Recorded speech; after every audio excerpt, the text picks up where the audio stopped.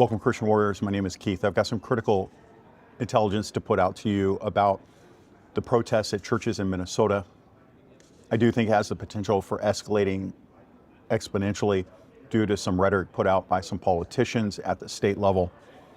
And as always, we're going to return to the Bible to talk about what some of these politicians are doing and how that's affecting you and what the Bible says we should be doing. We'll talk about what this new intelligence is. We're going to talk about what's happened, where we're going, and we're going to talk about what you can do to protect your church. I see a lot of rhetoric also from Christians talking about using deadly force against protesters. We're not going to do that. You're much more likely to use less lethal force for these protesters. So we're going to talk about that a little bit. And my hope is that you go away protecting your churches a little bit better without scaring away people that want to come to Christ. Now, as a reminder, let's back up to what happened last Sunday. An organized group of anti-ICE activists disrupted a Sunday worship service at City's Church in St. Paul, Minnesota. The action involved a coordinated entry into the sanctuary during service.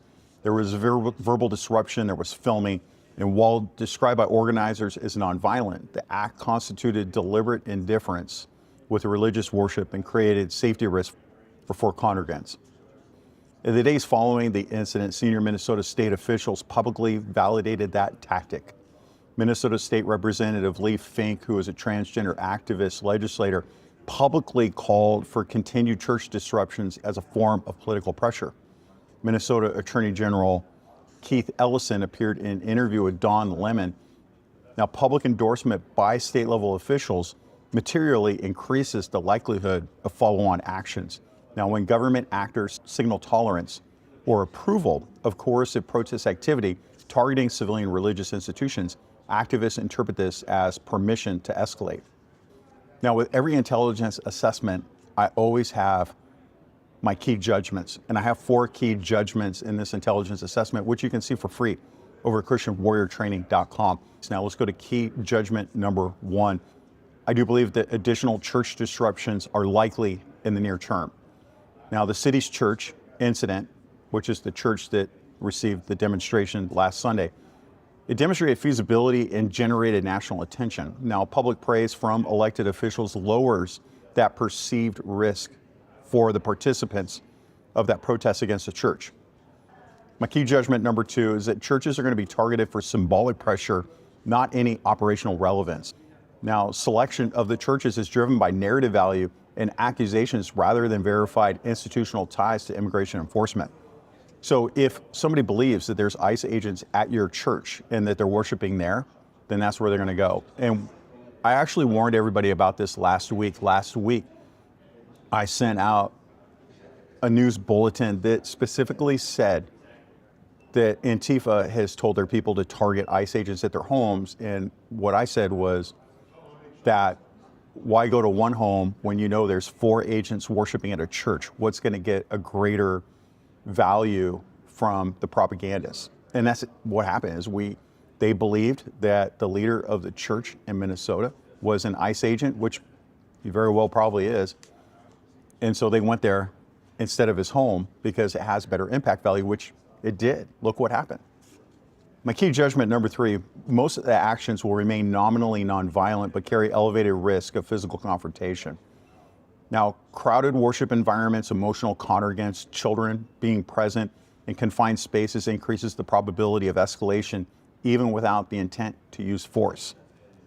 And you also have the lone actor that you have to worry about that finds out this ICE agent is the pastor of the church and decides that they want to do an active shooter incident and come shoot that pastor. What better impact on press and for press coverage than to do it at the church versus his home or somewhere else? My key judgment number 4, information operations are central to their tactic.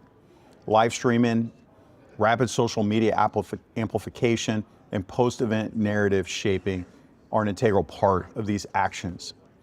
And so when they get done with their action, the left is going to go out and shape the narrative the way they want it to be shaped for their people, and the right is going to go shape the narrative for how they want it to be for their people. Now, I want to go over this amplification by some state legislatures in Minnesota.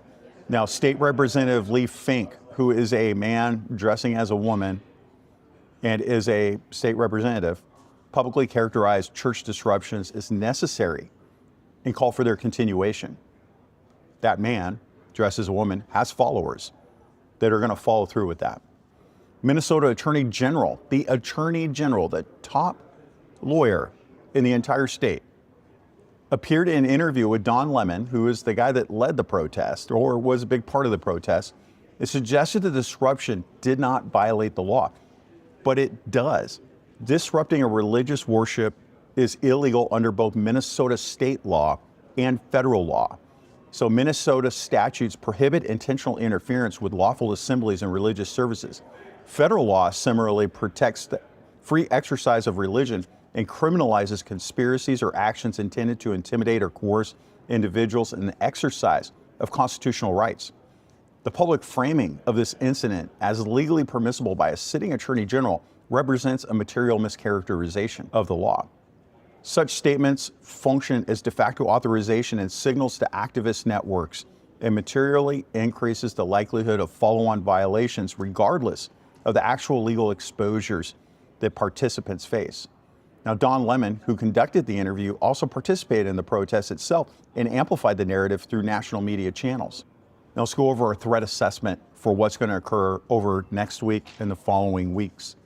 Our threat actors, who are the people that we are worried about, are decentralized anti-ICE activist networks. You should assign one person at your church in charge of intelligence, and that person should be monitoring all of their channels to look to see if their church is listed by any of these decentralized activist networks. Other threat actors include individuals motivated by ideological pressure campaigns rather than issue-specific grievances against churches. These are going to be our lone wolf actors. You've also got media-aligned participants who amplify activity through live streams and interviews. Don Lemon would be a perfect example. Now, the tactics and methods that these people are going to use, they're going to do coordinated group entry during active worship. So while you're worshiping, they're going to come in and try to take over the sanctuary. They're going to do chanting, verbal accusations, and they're going to film everything. So remember, no matter what you do, forever it's going to be immortalized in film, whatever you said. Attempts to provoke a response from church leadership is going to be one of the main things that they're going to do. So they're going to go to your pastor and they're going to try to say things, debate the pastor. And pastors, you have to stand firm, be strong in your faith. Remember what the Bible teaches us. Be wary of what you say in front of these people. There's going to be rapid online narrative framing following the event. So immediately when it's done, all of the chatbots are going to come out and start hitting social media to shape the narrative in one direction. And it's not going to be good for your church. There's going to be calls for repeat or expanded actions, which is what we're seeing now. We're seeing these politicians that are mouthpieces for these activist groups that are going to come out and start calling for people to keep going out and just hammering the churches. Now, the threat level for churches in Minnesota is going to be elevated. It is likely that this is going to continue to occur, and you have to be ready for that.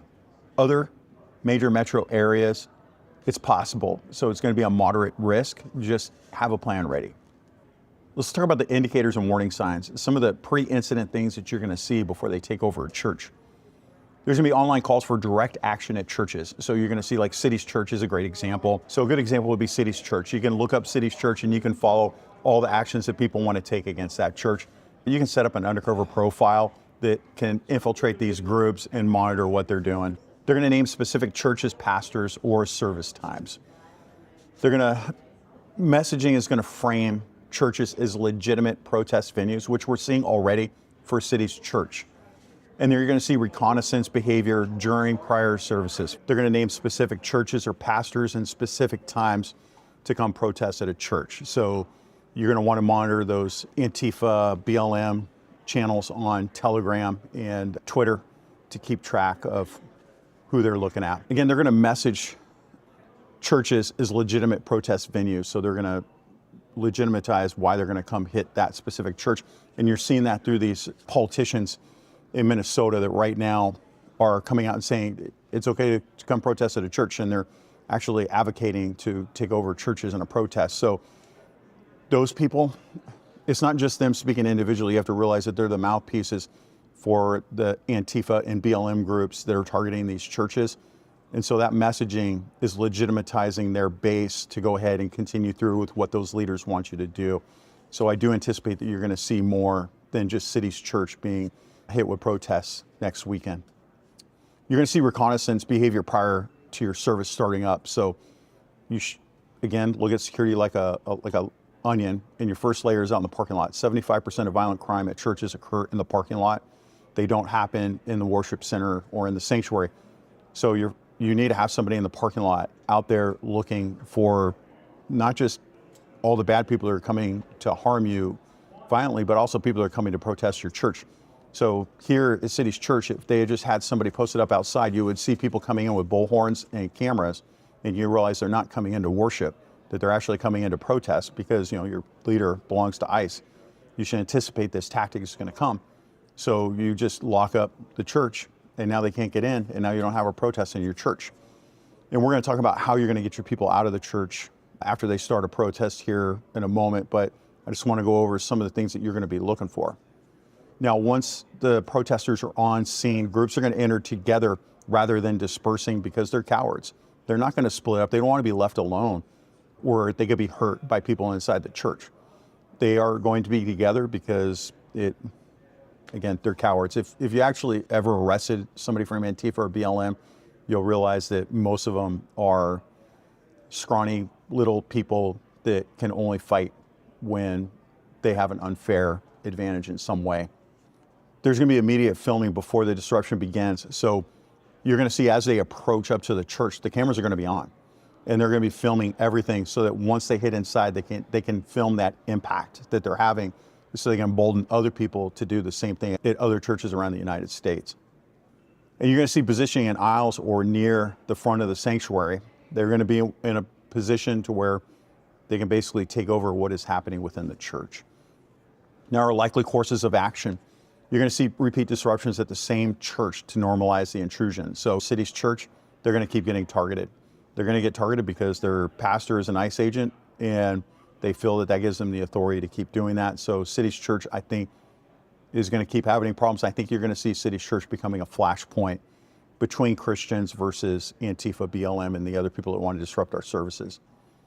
You're going to see expansion to additional churches that are accused of ideological opposition. So if you're a church that has come out in support of ICE, or even if people believe that ICE agents go to your church, and there has to be no proof there, it doesn't mean that there actually has to be ICE agents. There just has to be a belief that there is.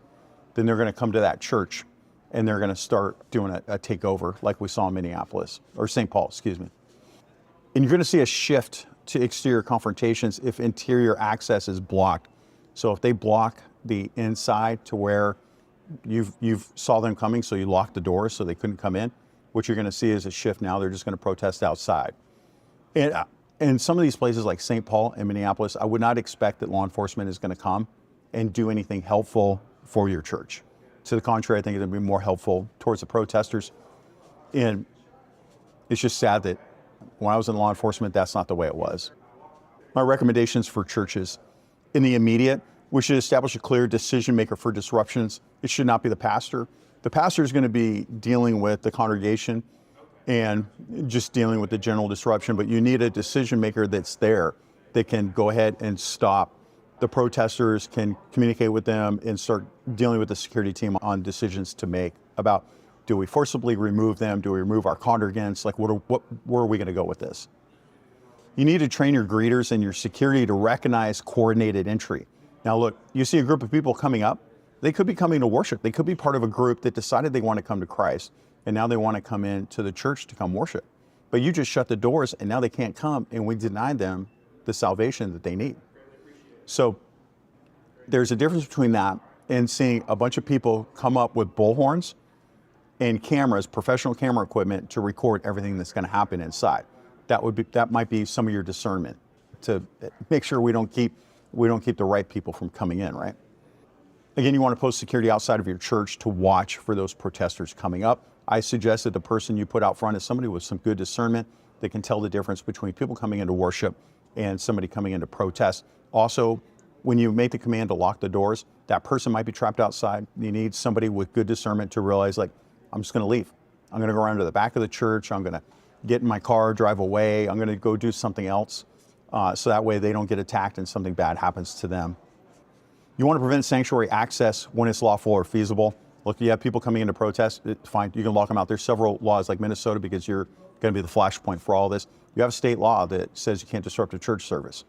Now, whether the police are going to actually arrest somebody for that or not, well, it does. I was going to say it doesn't matter, but it does. But there is a crime being committed, just lock them out. You also have trespassing. I do suggest that for the security team inside, that you do make an announcement on the PA system in your church. You're trespassing, I'm ordering you, not asking, I'm ordering you to leave immediately. Now, when they don't, you have now created clear law violations that make it, make it so you can do a citizen's arrest. I don't suggest you do that. That's a whole can of worms, but if it came down to that, that's something that you can do. The other thing, and I know this, this is obvious to everybody, secure your children's sanctuary immediately. Lock the entire church down as if it was an active shooter. Don't treat them like an active shooter and start shooting them, but you need to treat it like an active shooter in that you're going to lock your entire church down to make sure that there is no access to the children's area. In the near term, you want to coordinate your expectations with local law enforcement in advance. If you have ICE agents at your church, you should probably contact them and let them know, I have ICE agents here, we're worried about protests. Can you put a patrol car during service to make sure that everybody's okay? You want to develop short, calm, verbal scripts for leadership during incidents. The best one is, you're trespassing, leave immediately. Done, right? Protesters, you're trespassing, leave immediately. Protesters, you're in violation of Minnesota law, California law, Washington law. I need you to leave immediately. You want to cut the live feed from your church for that service right now. You don't want to cut the camera feed. You want to record what's going on. You just don't want it going on social media to where they could use that. The leftists can use that to now amplify their propaganda. Now, you also want to look at laws for your state. Most laws have a law that prohibits disruptions at church services. So you want to look to see if your state is one. I have a special call out to the Idaho legislature. I hope that you're watching this, and if you're from Idaho, send this clip right now to your state legislature. Apparently they're in session right now, and apparently they don't feel the need that we need to have a law that protects churches in states simply that people cannot disrupt a church service. They're refusing to bring forth legislation that states that. I think you need to make that happen. We're Idaho. Why is that not happening? But I digress. Thank you for letting me send my political message on my channel here. All right, on your communications with these protesters, don't respond emotionally or in real time to any accusations. If they say, but you have ICE agents here, don't go like, yeah, so what? They can worship just like they want. You just confirm that they're there. Just tell them, like, well, don't even say, well, where did you hear that? Just say, you're trespassing. You need to leave. And just keep repeating that. You're trespassing. I need you to leave immediately. If you're going to issue a statement from your church, make sure you verify all facts beforehand. And you want to expect that there's going to be online pressure campaigns following any incident. They're going to come out and hammer you guys like nobody's business. And just be ready for that. I always end talking about the Bible. This part is super important. This part about the Bible, I think, is going to be one of the most impactful that I've done so far, as far as what does the Bible say about what's happening right now. Now, Scripture affirms both the freedom to worship God without interference and the responsibility of governing authorities to restrain disorder. Now, the Bible repeatedly condemns the disruption or profaning of worship. Jesus himself responded forcibly when the temple was intentionally disrupted, driving out those who turned a place of worship into a venue for coercion and spectacle. Worship is to be conducted in peace and order and not intimidation. Romans 13 affirms that civil authorities are appointed by God to restrain wrongdoing and protect lawful assemblies. When authorities fail to uphold that responsibility or publicly misrepresent the law in a way that enables intimidation, they abandon their God-given role as ministers of order. Acts 5 reminds believers that obedience to God takes precedence over obedience to men. Churches are therefore not obligated to yield their worship practices or surrender sacred space in response to a political pressure campaign. Acts 5:29. And I think Minnesota, I think we're there with Acts 5:29. Christians are instructed to pursue peace, but peace is Scripture is not achieved through coercion. Intimidation, even when labeled not violent, is incompatible with biblical justice and the free exercise of faith. When you leave here, I'd like you to pray for all the churches in Minnesota that are facing this unprecedented call to come protest at their churches. And it's just unbelievable that state legislators would say that that's okay. I want you to pray for the discernment or church safety teams so that they can correctly identify protesters versus people come to worship Christ. I am worried very much that some churches might lock the doors and keep out people coming to find Christ in an attempt to keep out protesters when there really was no threat for them. So you really need to check your discernment on that. And then when you leave here, I want you to remember your ABCs. Always be caring.